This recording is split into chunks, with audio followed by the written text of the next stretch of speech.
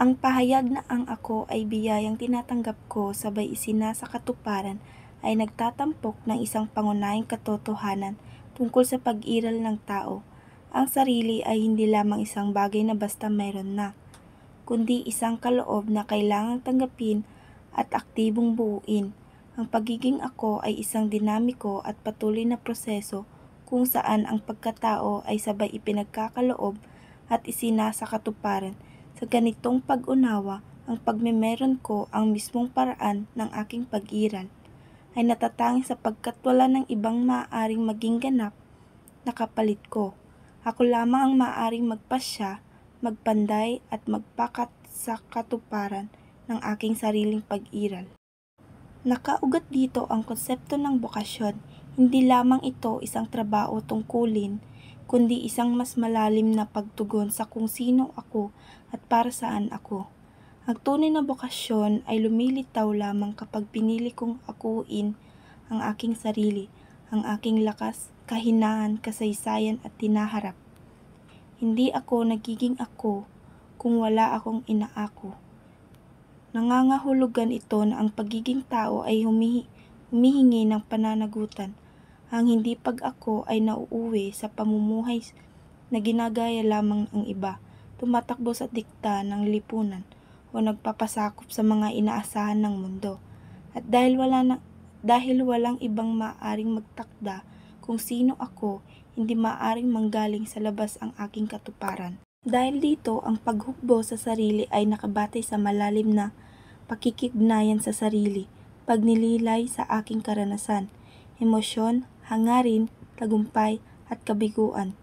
Kasing halaga nito ang aking mga ugnayan, pamilya, komunidad, kaibigan at lipunan, nakikibahagi sa aking pag-iral.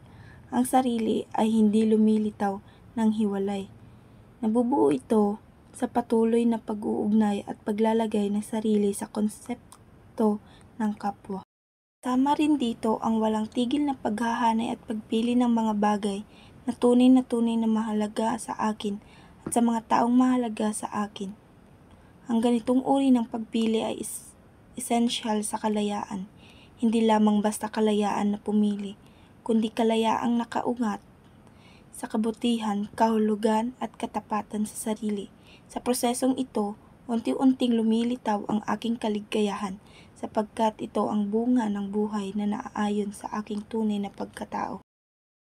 Kasabay nito, binibigyang diin na ang pagiging ako ay patuloy na paghahanay, hindi ito minsanang desisyon. Araw-araw akong pumipili kung ano ang mahalaga sa akin at kung paano ako magiging tapat sa mga taong mahalaga sa akin. Kaya tama ang huling linya, hindi ito tuwid na landas. Marami itong liko, pagkaligaw at pagbalik, pero sa gitna ng lahat ng iyon, ang pagka-ako ang nagiging gabay sa pamumuhay, isang direksyon, hindi perpektong ruta. Sa madaling salita, ang pagka-ako ay kaloob na dapat kong akuin, linangin at isabuhay.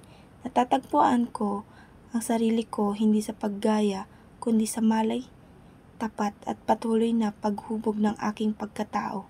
Ayon sa mga karanasan, mayroon ako at mga relasyong bumubuo sa akin. Sa huli, ang pagbuo ng sarili ay hindi isang tuwid at perpektong landas.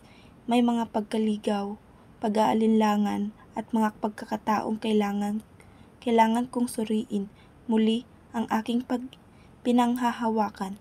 Ngunit kailangan hindi ito perpekto. Nagsisilbi itong gabay sa pamumuhay. Isang pag-aanya na mamuhay ng may pagninilay, pananagutan at pagiging totoo sa sarili.